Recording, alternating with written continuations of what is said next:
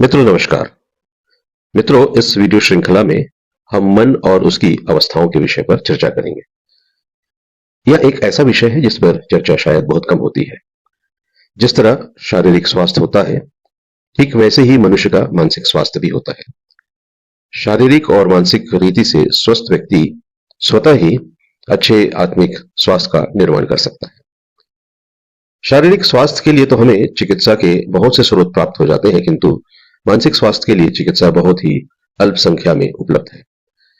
इस वीडियो श्रृंखला में हम मानसिक स्वास्थ्य पर विशेष तौर पर रोशनी डालते हुए आगे बढ़ेंगे। आशा करते हैं कि इस वीडियो श्रृंखला को आप अवश्य पसंद करेंगे और इसे अपने अन्य दोस्तों के साथ अवश्य शेयर करेंगे। तो चलिए शुरू करते हैं मानसिक स्वास्थ्य पर यह श्रृंखला। मित्रों, मानव मन मनुष्य का एक अद्वितीय और गहरा अंग है जो सोच, भावनाएं और अनुभवों का केंद्र होता है। यह विविधताओं, आवश्यकताओं और प्रेरणाओं के साथ बदलता रहता है। मनुष्य की अवस्थाएं उसके मानसिक, भावनात्मक और आत्मिक स्तर पर निर्भर करती हैं। इनमें सुख, दुख, संतोष, असंतोष, समाधान, उत्साह, उदासीनता, आत्मविश्वास, आत्मसंयम और आध्यात्मिकता जैसे भावनाओं का स्वयं द्वारा अर्जित अनुभव होता है। व्यक्ति के मन की अवस्थाओं को उसके सोच, विचार, नीति और व्यवहार के माध्यम से प्रकट किया जा सकता है।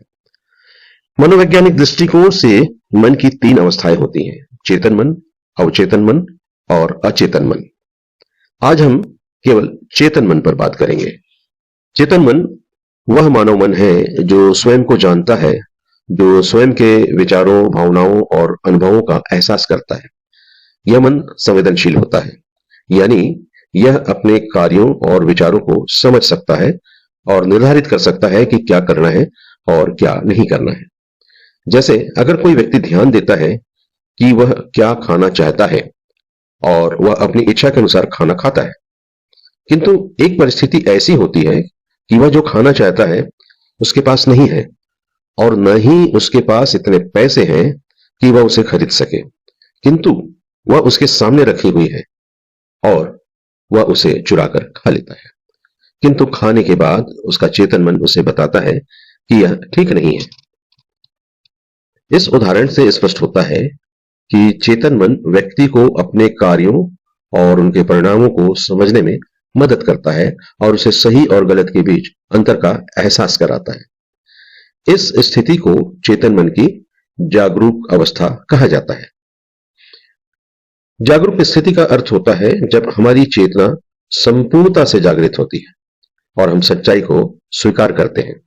इस स्थिति में हम अपनी अंतरात्मा की गहराई में समझने की क्षमता बढ़ाते हैं और अपने जीवन के उद्देश्य को स्पष्टता देख पाते हैं।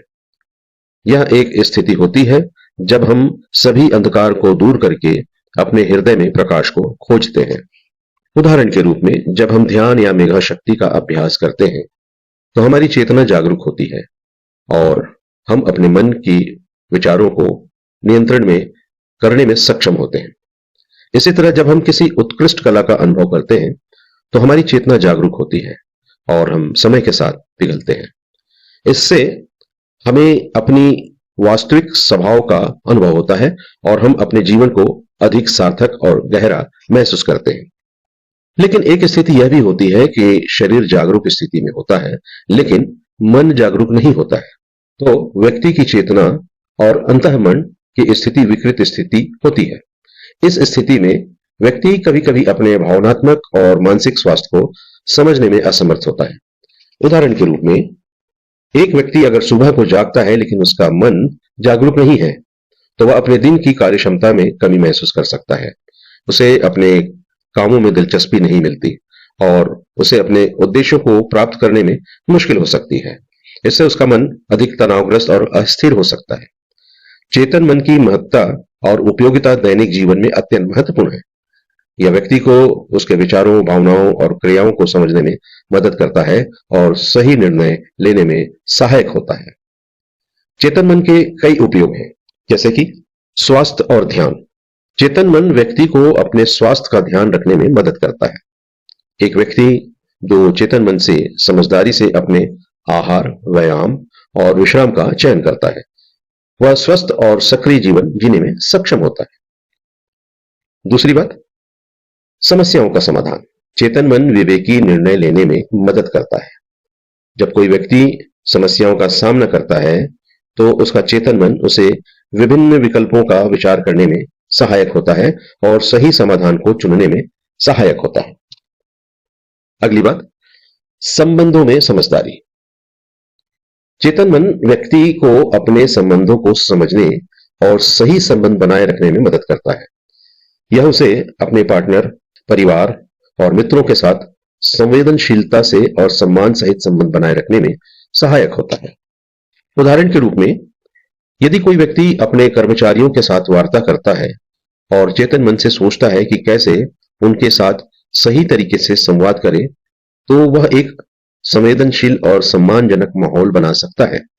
इससे कार्यकर्ता महसूस करेंगे कि उनके साथ उनका भला हो रहा है और वे अपनी समस्याओं और विचारों को खोलकर साझा कर सकेंगे। इस प्रकार चेतन मन दैनिक जीवन में आपको समझदार और सक्रिय बनाने में मदद करता है और आपको अपने लक्ष्यों की दिशा में सही निर्णय लेने में सहायक होता है। हमारा चेतन मन अयोग्य भी हो सकता है। चेतन मन की अयोग्यता के कई कारण हो सकते हैं, जैसे स्थिरता की कमी। कई बार हमारे चेतन मन को ध्यान में रखने की कमी होती है, जिससे हम अपने कार्यों पर ध्यान नहीं दे पाते। यह अयोग्यता का कारण बन सकता है। उदाहरण के लिए, एक व्यक्ति जो अनियमित नींद लेता है और ध्यान की कमी के कारण उसके कार्य के परिणाम पर प्रभाव पड़ता है। दूसरी बात, स्ट्रेस और चिंता। अधिक चिंता और तनाव भी चेतन मन की अयोग्यता का कारण बन सकते हैं। जब हम चिंतित और तनावग्रस्त होते हैं तो हमारा मन स्पष्ट और संरचित नहीं होता, जिससे हम ठीक से निर्णय नहीं ले पाते। उदाहरण के लिए, एक व्यक्ति जो काम के प्रेशर के कारण चिंतित है, वह उसके कार्य की गुणवत्ता पर प्रभाव डालता है। तीसरी बात, अप्रयोगात्मक विचार। कभी कभी हमारे चेतन मन में अप्रयोगात्मक विचार आते हैं जिनका हमें अनुभव नहीं होता, लेकिन वे हमारे निर्णयों को प्रभावित करते हैं। उदाहरण के लिए, एक व्यक्ति जो अपने आप को अनादि और निरर्थक मानता है, वह अपने कार्यों में इस नकारात्मक विचारों को ले जाता है, जिससे उसका प्रदर्शन प्रभावित होता है। चौथी बात, अभ्यास की कमी। चेतन मन की सकारात्मकता विकास के लिए अभ्यास की आवश्यकता होती है। अगर कोई व्यक्ति नियमित रूप से अपने मन को शिक्षित नहीं करता, तो वह अपने मन को सही और सकारात्मक तरीके से नियंत्रित नहीं कर पाता है। उदाहरण के लिए, ध्यान अभ्यास करने के लिए समय निकालने का अभ्यास न करने के कारण व्यक्ति अपने मन को संयमित नहीं कर पाता है और इन कारणों से चेतन मन की अयोग्यता हमारे निर्णयों और कार्यों को प्रभावित कर सकती है और हमें सक्रिय और समाधानात्मक जीवन जीने में बाधा डाल सकती है। तो चेतन मन को उपयोगी कैसे बनाया जा सकता है? चेतन मन को उपयोगी बनाने के लिए कई तरीके हैं, जिनमें से कुछ तरीके इस प्रकार हैं। पहला, ध्यान और मनोविज्ञान का अभ्यास। ध्यान और मनोविज्ञान के अभ्यास करने से चेतन मन को सकारात्मक रूप से प्रभावित किया जा सकता है। योग, ध्यान और सूत्रों का अभ्यास जैसे कार्यक्रम चेतन मन की शांति और संयम में मदद करते हैं। दूसरा, सकारात्मक सोच और प्रोत्साहन। सकारात्मक सोच को बढ़ावा देना भी चेतन मन को उपयोगी बनाता है। हर दिन कुछ समय सकारात्मक मंत्रों को पढ़ना या मंत्र मुग्धि करना और सकारात्मक वातावरण में रहने का प्रयास करना चेतन मन को सकारात्मक रखने में मदद करता है। तीसरा, निर्णयों के लिए जागरूकता। अच्छे और सही निर्णय लेने के लिए चेतन मन को विचारशील बनाने की आवश्यकता होती है। निर्णय लेते समय विभिन्न विकल्पों को विचार करने, उनके परिणामों को समझने और उनके प्रभावों का अनुमान लगाने में चेतना मन की मदद की जा सकती है। उदाहरण के रूप में, यदि कोई व्यक्ति रोज ध्यान अभ्यास करता है तो उसका चेतन मन उसे अधिक ध्यानवश होने और स्थिरता में मदद कर सकता है, जिससे वह अपने कार्यों को सही और प्रभावी तरीके से संपादित कर सकता है। इस प्रकार चेतन मन को उपयोगी बनाने के लिए नियमित अभ्यास, सकारात्मक सोच और सही निर्णय लेने की क्षमता को विकसित करना महत्वपूर्ण है। मित्रों, चेतन मन पर यह संक्षिप्त चर्चा आपको कैसी लगी? विश्वास करते हैं कि यह चर्चा आपके लिए सार्थक होगी। अगली श्रृंखला में हम अवचेतन मन पर चर्चा करेंगे। मित्रों, इस वीडियो श्रृंखला में अब तक बने रहने के लिए आपको धन्यवाद। आशा करते हैं कि आप इसे अपने मित्रों को अवश्य शेयर करेंगे और इस कार्य के लिए आपको हम अग्रिम धन्यवाद देते हैं। नमस्कार।